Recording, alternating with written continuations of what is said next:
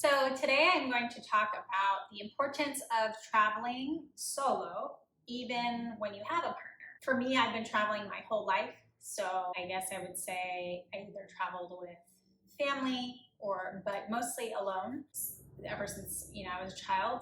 That was really, I think it gave me a lot of guidance into how I navigated the world.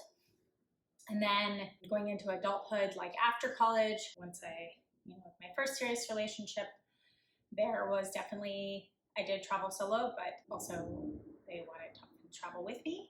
But I think that it's really important as within a couple, within a partnership, to have your own interests. And it's not that my partner isn't interested in travel, they are. However, I just have the flexibility because I have my own business to travel more often. And I think it helps me because I've made now friends, like through traveling, I've made friends around the world. And I also have lived in different places, have friends and like family friends in different places. So I think that is one of the reasons why I do what I do, is also to be able to get to the point where I can see my loved ones when I like. And I know that's such a privilege to say, but it's part of like a little bit of my why, because I think with the pandemic, I really realized how tomorrow's not promised. So the importance of spending time in person with those you love, if you can, and also letting them know that, right? That you care about them. So seeing friends, because I used to live in New York City, so I go back frequently to New York City for work and for just personal things. But I will get back to, right? So that was the intro, and I will get back to why it's so important. So I think some of the main things is, I know it's very cliche and it's probably quoted all the time, but absence does make the heart grow fonder. So while living under the same roof, it is really wonderful. A lot of us spent a lot of time with our partners in the pandemic, but not seeing each other for some time, you really, I think, appreciate your partner. And I think I feel like solo travel really puts you outside of your comfort zone in ways that you might not normally experience if you were like at home, say in your home city. And I know for some people, solo travel might seem a little bit scary. So you can kind of like push that little edge of your comfort zone slowly if you wish. Like maybe you leave your home city, and then you leave your state, and then you leave like the country. And I know there's also a lot of anxiety, right, with like actual air travel as well. But there's different ways to navigate that. So absence makes the heart grow fonder. For my partner, like he wishes me well, and he also great, like be safe, have fun, enjoy myself. And then it brings me to my second point, which is then you have a lot actually to talk about. So there's all of the experiences you had, even if you obviously were in communication during your travels, it's just not the same. You can come back, share more photos, share more conversations at the dinner table in person. And I think it just lends to continuing that conversation, to like speaking a lot, like having a partner to really engage in conversation with. I think is really valuable.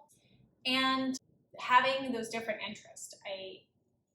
There's certain things that your partner enjoys that you might not enjoy, and that's okay, because that makes you who you are, and you're both evolving as people, as humans, and to grow together in that way, I think is like really special. I guess it would maybe depend on what values you have for a romantic relationship or partnership, but I really find that valuable. And really my solo travels have some of my closest friends I've met, just traveling experiences or traveling alone, being in touch. That even includes like Airbnb hosts at places I've stayed. There's just so many ways for us to connect. And while connecting like this is also really nice, it's also great when you get to reconnect in person. And then I guess the last tip would be that it brings you a sense of confidence. I think when you go outside of your comfort zone and you have experiences that might challenge you or that you can learn from, especially as women, that it can really boost your confidence. Like if you look back and you reflect, like actually maybe take a moment now to reflect on that, you can just sense that like, oh wow, I did this, I met this person, I went to, and maybe this is just in my own like kind of personal, given that I am also a travel consultant in my business for Japan and Mexico, and also now a travel advisor. I think just being like that travel expert in general is when you plan a trip, for example, yes, that structure is really great, but life happens and not everything is in your control. And so allowing a little bit of room for spontaneity really brings you some exciting, unexpected, moments where someone invites you to something that you didn't plan for, but then that leads you to maybe finding a great like street food vendor or spot where you have like an amazing, say, like street taco, or you connect with someone and they have a friend that works in like maybe an adjacent industry as you, and you just have like such stimulating conversations. So you really just never know. And then going back to, I sort of went on a tangent there, but really to have your own sense of individuality and interests within a partnership. So I have never been the types, if a partner liked something, or even someone I was dating liked something a lot and I didn't really enjoy that, I wasn't gonna like say that I enjoyed it, right? I wasn't gonna like fake that. I think that's great. I think that